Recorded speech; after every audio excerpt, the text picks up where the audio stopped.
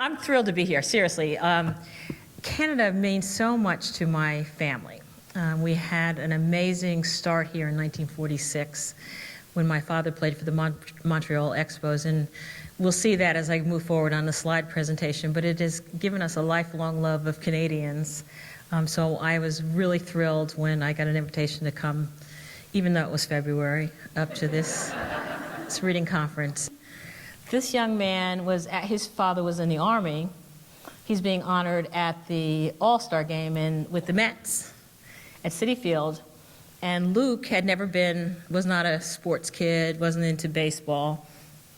But Luke was born with a mild form of cerebral palsy, and he was told that he couldn't ride a bike without training wheels.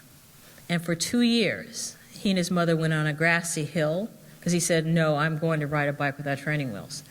And they went on a grassy hill, and he rode up and down that hill until he could actually ride without training wheels. And so he wrote his essay about this, and they have to describe the process. And Luke talked about also he couldn't jump rope. And so he kept practicing and kept practicing until finally he got up and he could jump rope, and then he started adding up his numbers. So in his essay, he said, I'm up to now 54. So we get to Luke's class. He was actually at West Point his father was at West Point, so he was at a school in West Point.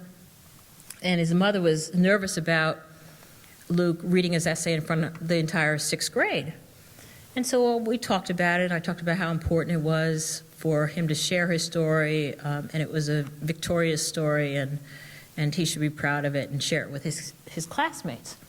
And Luke wanted to do it. So he reads his essay, and he gets to the part about jump roping, and he reads what's in his essay, and he looks up at his classmates, and he goes, and now I'm up to 63. So I just heard from Luke, because that was their last year at West Point, and they all have my email address, and I leave it up to them if they communicate with me. So Luke wrote to me and apologizing for being out of touch for a while, and he was doing fine in his new school. I also had a really incredible call from a boy who is a Palestinian boy, who wrote about the night the Army broke down their door and ordered their family and all the families in this apartment building to the basement, and they kept him hostage there. And his father, they were allowed out an hour a day. And so while his father was out, he went out and arranged for a taxi to meet them off-road, and they escaped. His mother had kept, anticipating that this day was going to come, she had kept jewelry, money, and passports in her clothes.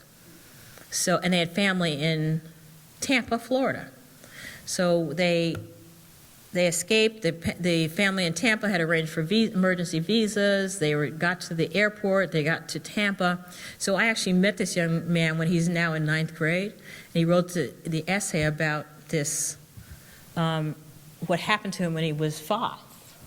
And now this family, they're all American citizens. His brother is an engineering student. He is just so smart. He wrote me, I don't know, a month ago, and told me he wants to apply for a Jackie Robinson Foundation scholarship, because I told him about it. And he is now, he's been accepted to NYU Shanghai. He's chosen NYU Shanghai. They gave him $200,000, and he had a $12,000 a year shortfall. So I was like, we will get you the money, just, don't worry about it. So I just, so he and I are back and forth on the phone. We just got him one scholarship, and we're working on the Jackie Robinson Foundation, so we're getting him his money. But there's to these kids. So we literally get about 20,000 essays, between 10,000 and 20,000 essays from kids all over the country each year. And so they're really are, our kids are just so amazing in their strength. I mean, some of these stories are just incredible.